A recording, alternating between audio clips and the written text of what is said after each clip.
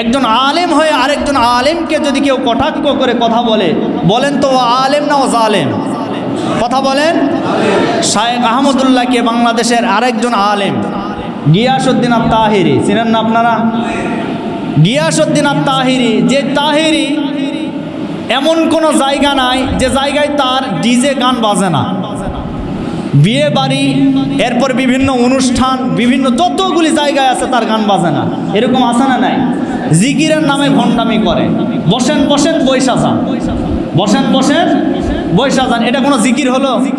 এরকম জিকিরও সে করে। সে শায়েখ আহমদুল্লাহকে কটাক্ষ করে কথা বলেছে।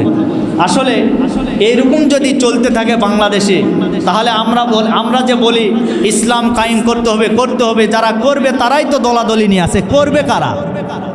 কথা বলেন। আপনারা তো আম পাবলিক, সাধারণ মানুষ, আপনাদের কথা বলতেছে না, বরং যারা কায়েম করবে তাদের ভিতরে হাজারো দল তৈরি হয়ে গেছে। সুতরাং এগুলি বাদ দিতে হবে, দলাদলি ভুলে গিয়ে আমরা সবাই এক হয়ে থাকতে চাই।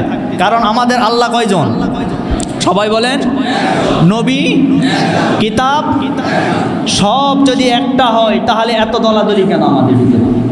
সব দল আমাদেরকে বাদ দিয়ে একটা মাত্র দলে থাকতে হবে, যে দলের নাম ইসলাম, যে দলের নাম ইসলাম। আমাদের প্রভু এক নবীর উম্মত, জীবন বিধান এক, ওই শিবানী কোরআন।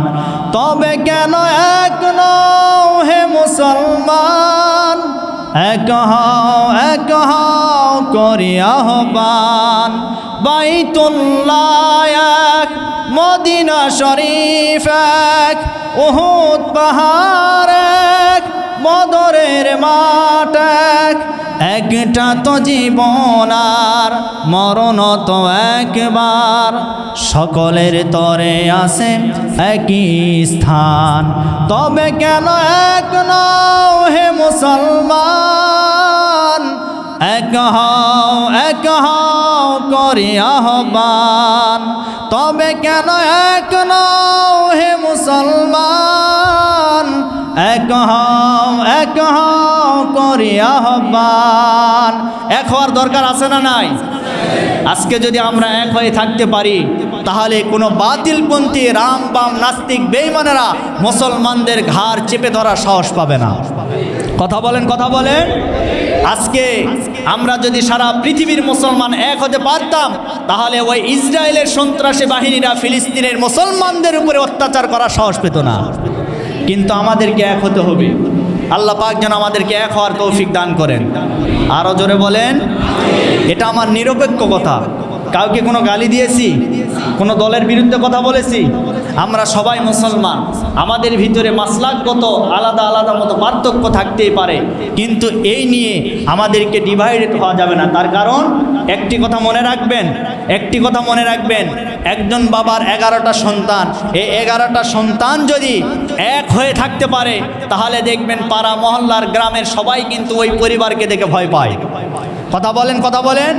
আর যখনই 11 ভাই 11 ভাবে যখন বিভক্ত হয়ে যাবে, বাহিরের পরাশক্তি এসে, পরাশত্রু এসে কিন্তু ওই ভাইদেরকে আরও দ্বন্দ্ব লাগিয়ে দেওয়ার ষড়যন্ত্র করে। কথা বলেন ঠিক কি না? সুতরাং এক হতে হবে।